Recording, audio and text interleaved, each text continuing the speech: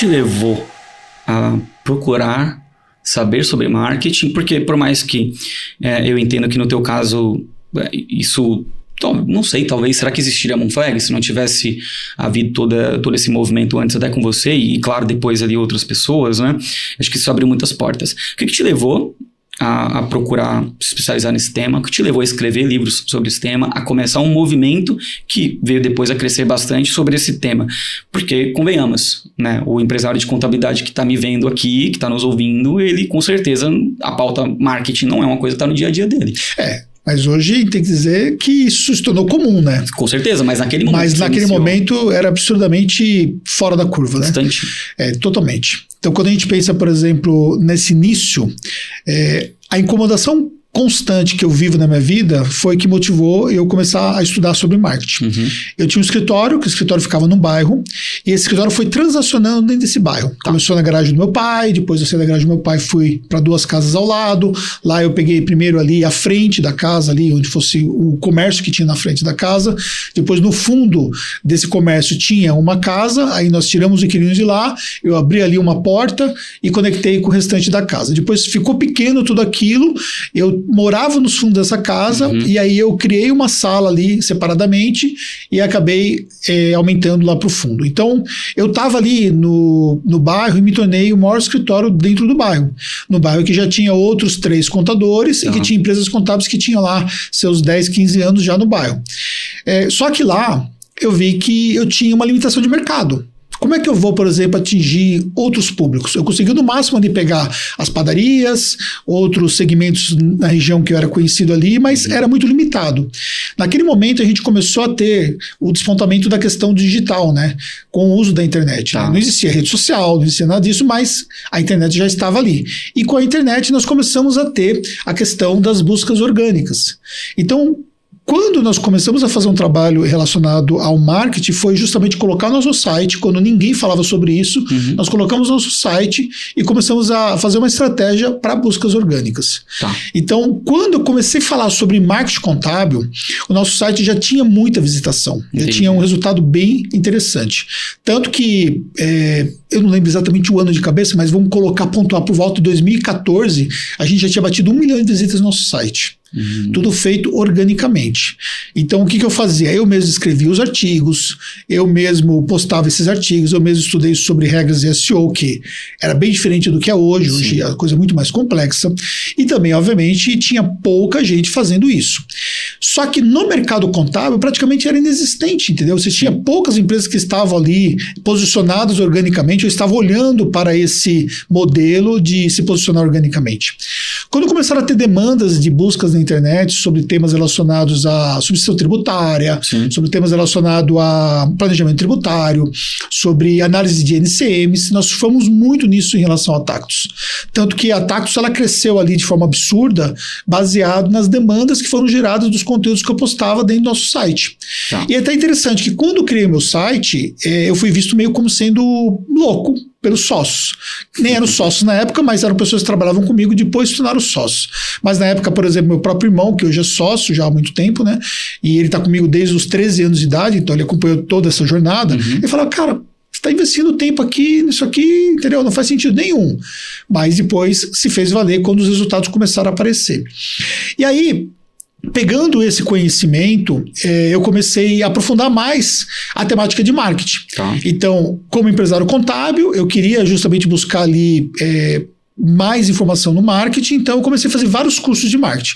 Eu vinha aqui para perto aqui do aeroporto de Congonhas, tinha uma escola de negócios, e era uma escola de negócios bem disruptiva na época, SSJ Labs, chamava. E aí eu vinha para SSJ e tinha vários cursos de marketing. Eu fiz todos da grade, todos. Aí eu me apaixonei por marketing. Então, até então, eu estudei um pouco marketing, fazia alguma coisa, mas não entendia muito bem. Depois eu fiz os primeiros cursos, fiz outro. eu falei, putz, é isso que eu quero. Tá. Aí eu fui fazer uma graduação. E aí eu fiz uma graduação de marketing, e aí na graduação de marketing eu comecei a vincular o marketing na contabilidade. E lá eu comecei a entender que para eu sair do movimento que eu estava, do ponto que eu estava, e para um outro ponto, que é sair daquele bairro, começar a ter outros resultados, atingir outros públicos, eu precisaria fazer uma estratégia de marketing que me proporcionasse esses clientes. E com isso eu comecei a fazer um trabalho e aplicar na minha empresa contábil ainda mais para a gente poder conseguir sair de lá. A gente conseguiu sair do bairro, foi ali próximo do centro e depois a gente só foi crescendo em relação às estratégias que nós aplicamos na Tactus.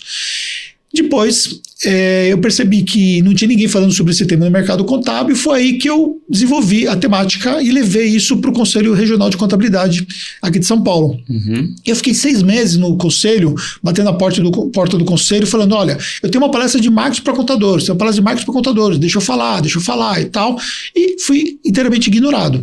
Até que teve um dia, acho que de tantas aplicações que eu fiz lá, porque o conselho tinha uma metodologia de aplicação para palestrante, né? E aí eu recebi o convite para fazer uma apresentação para um grupo de conselheiros lá do CRC São Paulo. E naquele dia eu fui, levei uma pessoa junto comigo, e eu levei uma estrutura de data show, porque eu já fazia cursos, né? Já dava eventos e tudo mais, já usava isso estrategicamente para, inclusive, fechar contratos com os nossos clientes, né? Porque a gente fazia eventos de hotéis e tal. E aí eu levei lá para o CRC, e aí eu levei uma apresentação e fiz uma apresentação lá para um grupo de senhores que tinha uma idade assim até de certa forma avançada ali, muito mais do que a minha, que eu ainda era muito jovem, e fiz a apresentação para eles e acabou que eles resolveram me contratar. E aí eu fiz as minhas primeiras 2 palestras pelo conselho, foi aprovado, e depois eu fiz uma sequência de palestras. Aí depois outros conselhos começaram a ficar sabendo, o tema começou a ter um pouquinho mais de visibilidade. Eu participei de algumas entrevistas, eu tinha uma assessoria de imprensa bem ativa naquela época, e eu também participei da TV SRC, que era uma TV que tinha sido lançada pelo Conselho Regional de Contabilidade de São Paulo, também falando especificamente sobre marketing contábil, e aí eu comecei a dar voz ali à questão do marketing contábil e começou a minha carreira nesse tema. Entendi. Cara, sensacional. Eu quero entrar um pouco, dar um zoom aqui, no momento que você falou que você começou uma graduação de marketing. Mas eu quero dar um zoom em qual era o teu momento como empresário de contabilidade. Como é que era a Tactus naquele momento? Qual era o número de pessoas que tinha? Como que estava a estrutura do negócio? Quando você parou para começar a estudar esse tema? A nossa empresa devia ter menos de 10 funcionários, ou no máximo 10 funcionários. Tá. Eu estudava de manhã, então todo dia eu ia para São Paulo. Meu escritório em São Bernardo do Campo sempre foi em São Bernardo do Campo. Eu saía cedo, ia para São Paulo e passava a manhã toda estudando. Voltava da graduação e tocava ali a minha rotina na parte da tarde e também parte da noite, dependendo do que eu tinha para fazer. Então, o ponto de fazer a graduação foi porque eu realmente achei que tendo a graduação seria melhor para eu criar uma autoridade dentro dessa temática. Sim, total. Existia um curso, como eu falei, e eu realmente me identifiquei muito bem. Quando eu fui para a graduação, eu já tinha uma análise bem mais aprofundada. Na graduação, diferentemente do que a gente tem de graduação hoje, que às vezes é um pouco ainda... hoje você tem muito online, então você tem um descompromisso muito grande do estudante em relação à sua formação. Eu sempre fui muito estudioso. E quando eu fui para a graduação, eu já tinha lido grande parte dos livros de Kotler, né? Certo. Da biografia de Kotler, que na época era considerado o pai do marketing.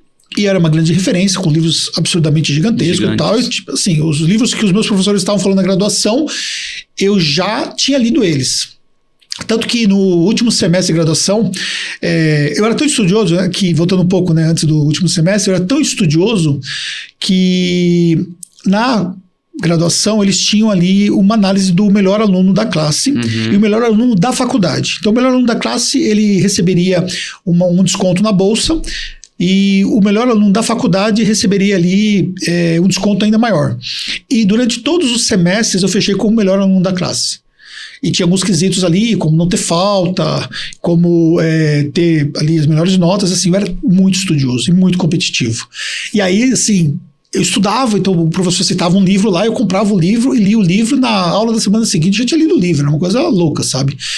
E aí... isso me fez destacar lá dentro. Tanto que eu tive 2 professores meus que prefaciaram meus livros. Enquanto eu estava na graduação, eu lancei 2 livros lá. e eles prefaciaram os meus livros, e também no último semestre eu já estava dando aula lá com um professor substituto na graduação mesmo sem estar formado. Entendi. Então eu sempre fui muito apegado à questão do marketing. Então eu gostava muito dessa parte técnica. E isso eu acho uma coisa importante, porque hoje se fala muito sobre o marketing, mas ainda falta um olhar da tecnicidade do tema. Entendeu? Muito raso hoje. O marketing digital, ele trouxe um acesso muito rápido às estratégias digitais. Só que lá na graduação, a gente estudava comportamento do consumidor, né? Então, hoje você está muito mais relacionado ao neuromarketing, né?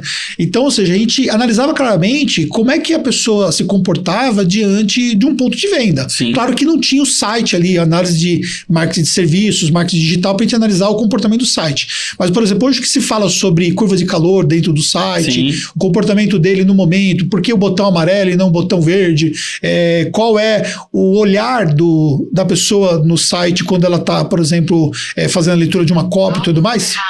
Desculpa aí. Quando a gente olhava isso lá, a gente estava vendo isso sobre a ótica do offline. Então, todos esses conceitos a gente já trouxe do marketing offline, que hoje levou para o marketing digital. Foram adaptados e enxutados, né? E hoje as pessoas elas fazem as coisas sem entender o conceito técnico por trás disso, muitas vezes. Sim.